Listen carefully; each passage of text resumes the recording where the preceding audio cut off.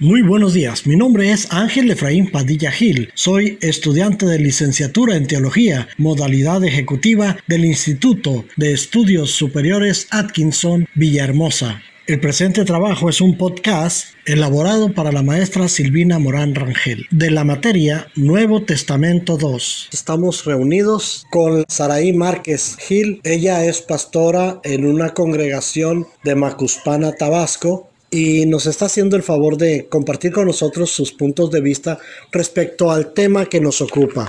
Hoy, el tema que estudiaremos o que estaremos analizando, poniendo sobre la mesa es escatología y soteriología. Vamos a ver la escatología considerando tres momentos: escatología realizada, escatología realizándose y escatología a realizar. Igualmente vamos a considerar el punto relacionado con la apostasía. Y curiosamente, la apostasía también se ha manifestado en la historia de la humanidad en esos tres momentos: realizada, realizándose y a realizar.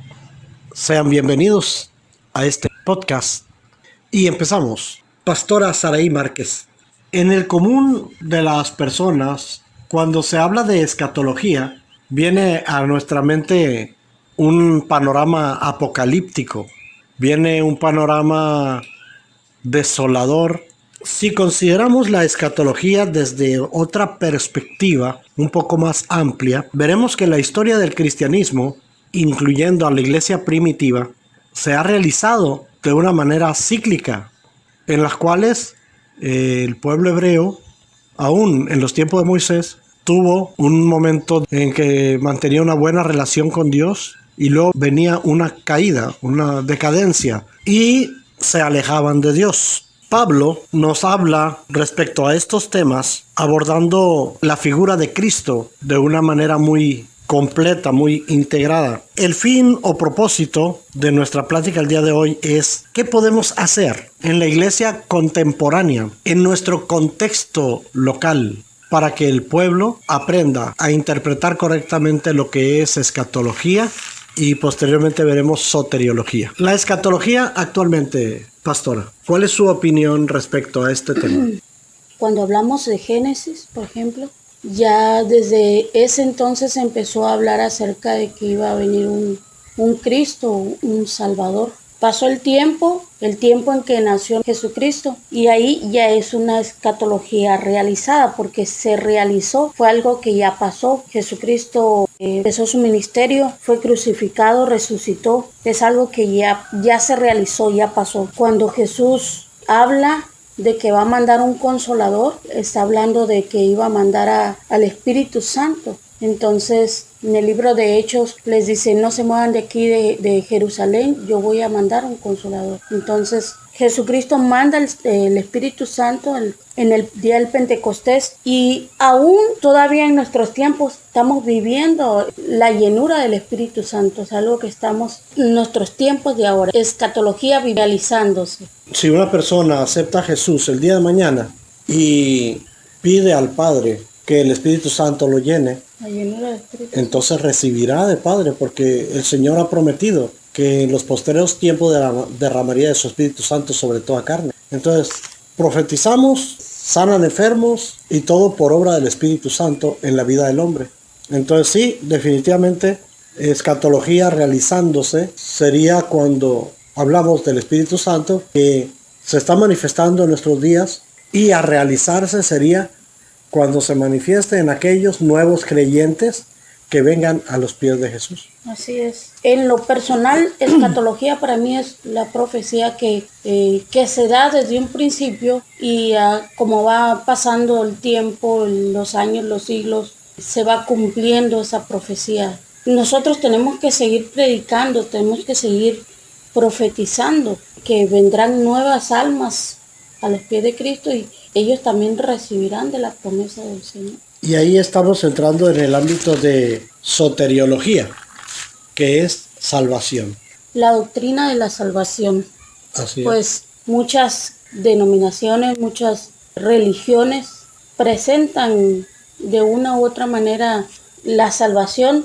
O sea, no hay otra salvación. No hay otra. Si no es provista por Jesucristo. Así es. La salvación es la liberación de una condición que uno no quiere vivir o no debe vivir, y de nosotros depende aceptar esa salvación. Tal vez algunas personas que escuchen este podcast piensen, ¿pero de qué voy a ser salvo? Jesucristo lo dijo en varias ocasiones: ser salvos de esta mala generación. El hombre no solamente será salvo de esta mala generación, sino también de una condenación eterna. Lo que pasa es que el ser humano se desvive gozando de la vida terrenal. Muchas veces la gente que es ignorante a la palabra del Señor, es ignorante aún hasta en nuestra ciencia, ¿no? Que no saben que nosotros somos cuerpo, alma y espíritu. Entonces, al momento de ignorar o de no tomar en cuenta esa parte de nuestro ser, desechamos la salvación porque pues creen que ya muere el ser humano y hasta ahí termina la vida. Como dicen, la muerte es como una entrada hacia otro nuevo mundo, ¿no? De hecho, hemos llegado al conocimiento de que en la antropología y en la teología griega y hebrea hay dos conceptos diferentes de alma, cuerpo y espíritu. Por ejemplo, los griegos tenían el pneuma, el psique y el soma. Pneuma es el espíritu, psique es la mente y soma el cuerpo. Eso es la manera de pensar de los griegos. Y eso es un problema para la humanidad porque está siendo empleado por grupos heréticos que pervierten la palabra de Dios y engañan a las personas, haciéndoles pensar que su espíritu, su mente y su cuerpo podrán trascender niveles, inclusive reencarnar y otro tipo de doctrinas falsas. Pero cuando abordamos la antropología hebrea, encontramos el ruach, el nefesh y el basar. Cuando hablamos de ruach, es el espíritu de Dios moviéndose en la vida del hombre. Es el espíritu de Dios que da aliento de vida en el hombre. Y el nefesh, que es la personalidad, que son las emociones, incluyendo nuestra manera de pensar.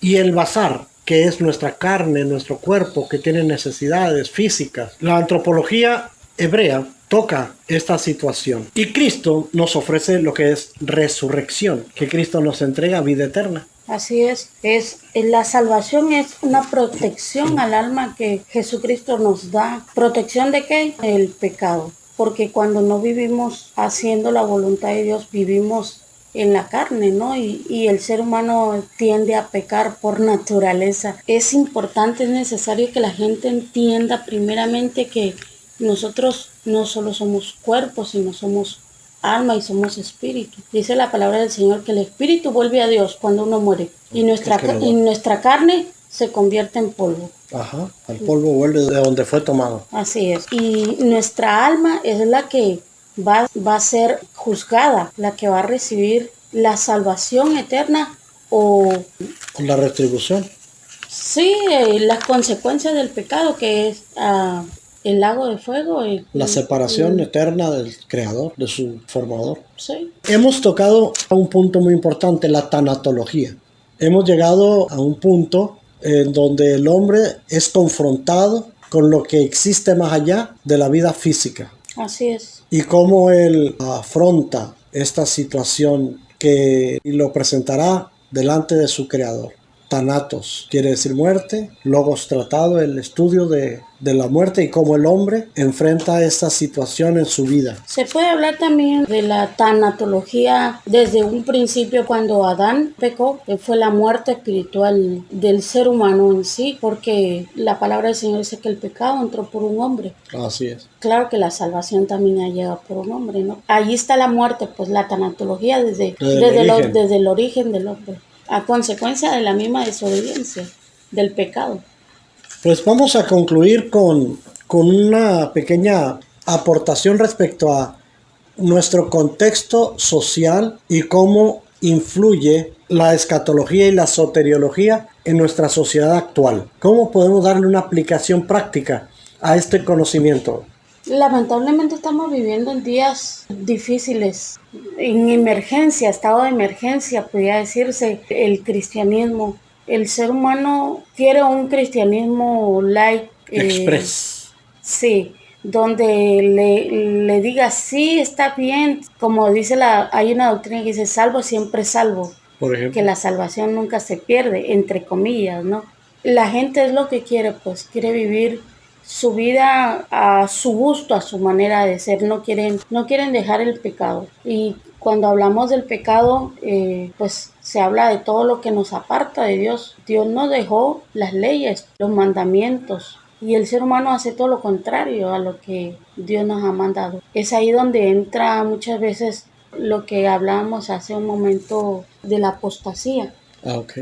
Y es ahí donde entran muchos pseudo pastores, gente que se dice profeta, Falsos profetas, claro, falsos profetas. falsos maestros. Hay una parte de la Biblia que dice, ten cuidado de ti mismo y de la doctrina. Ajá. Hay muchos pastores que empezaron bien una doctrina sana, pero se han apartado porque han puesto su corazón primero, pues Sí, o han escuchado espíritus engañadores y doctrinas de demonios, así es, que como dice la escritura, engañarán de ser posible aún a los a los escogidos. escogidos. Y es ahí donde caen los apóstatas, Así es. que eran escogidos, pero ellos se apartan de la verdad y caen. El problema está en que se llevan a mucho pueblo. Sí, sí, definitivamente. Por ejemplo, hay muchas iglesias que ahorita están llenas, cientos, miles, pero la doctrina, ¿cómo es? Liberal. Liberal. Aunque muchos digan, no tiene nada que ver, no, pero, por ejemplo, el uso del pantalón en la mujer,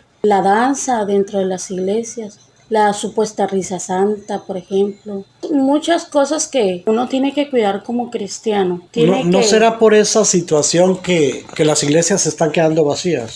Sí, había un pastor que decía, si no está escrito, no lo creo. Todo hay que cuestionarlo conforme a la palabra del Señor, todo lo que nos quieran enseñar, todo lo que supuestamente nosotros entendamos como pastores, tenemos que cuestionarlo. Tengo base bíblica, no fuera de contexto, ¿no? Sino, No usar un texto como pretexto. ajá, fuera de contexto, Fuera de diría, contexto. sino siempre dejar que el Espíritu Santo sea quien nos guíe, que el Señor sea quien nos dé palabra a nosotros como pastores, como maestros, o los que son maestros, los que son profetas, porque dejen que Dios sea quien les dé palabra y que no se dejen llevar Por su por su corazón. corazón. La palabra del Señor dice que tenemos que tener cuidado de nuestro corazón.